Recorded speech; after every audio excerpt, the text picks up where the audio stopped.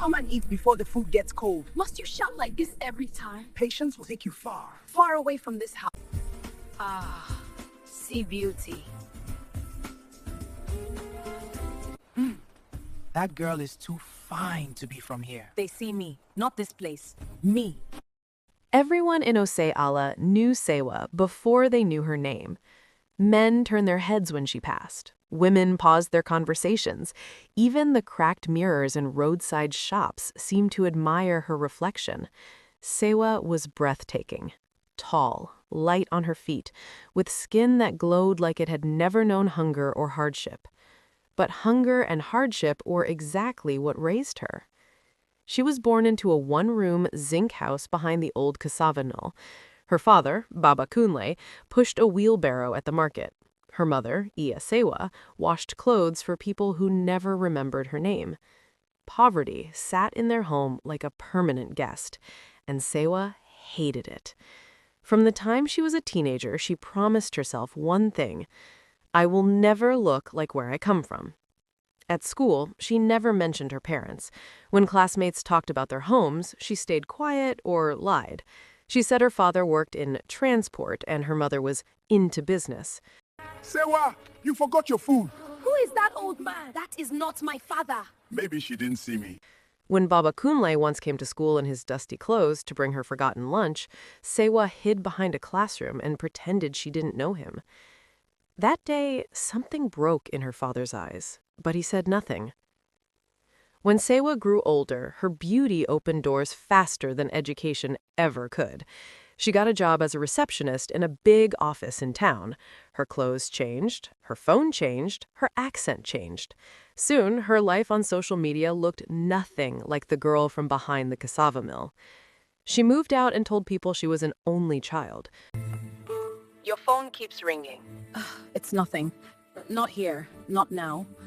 When her mother called, she spoke in whispers, always in a hurry. "Please don't call me here again," Sewa once snapped. "You'll embarrass me." My daughter, we haven't heard from you. Why do you keep calling me? We just miss you. You'll embarrass me. Please, stop. Iya Sewa cried quietly after that call, holding the phone like it had burned her hand.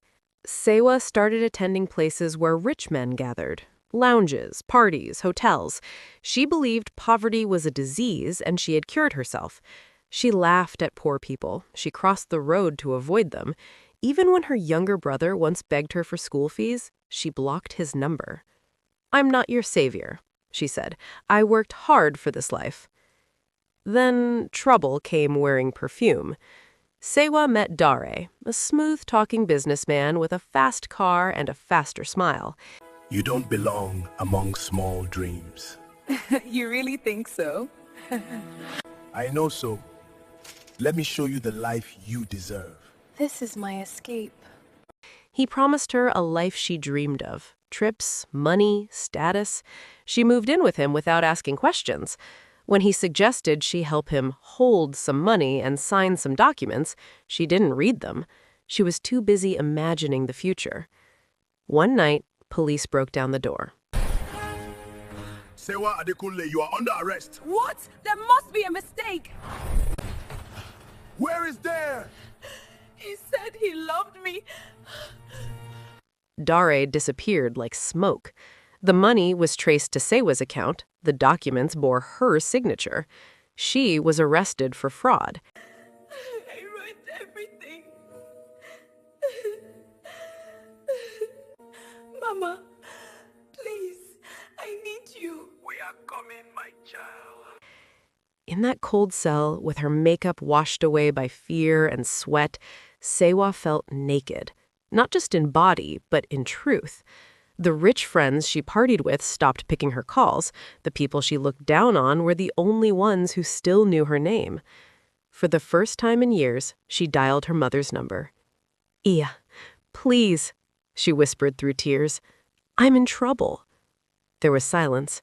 Then her mother said softly, "We are coming." Daddy sold his wheelbarrow. God will replace it. As long as my daughter lives. Baba Kunle sold his wheelbarrow, Iya Sewa borrowed money from people who barely had enough. Her brother walked long distances to submit documents. They stood by her in court, poor, tired, and unashamed. The judge considered their plea. The sentence was reduced. When Sewa walked out of that courtroom, she saw her family waiting under the sun, clothes faded, faces lined with worry, but eyes full of love. She fell to her knees.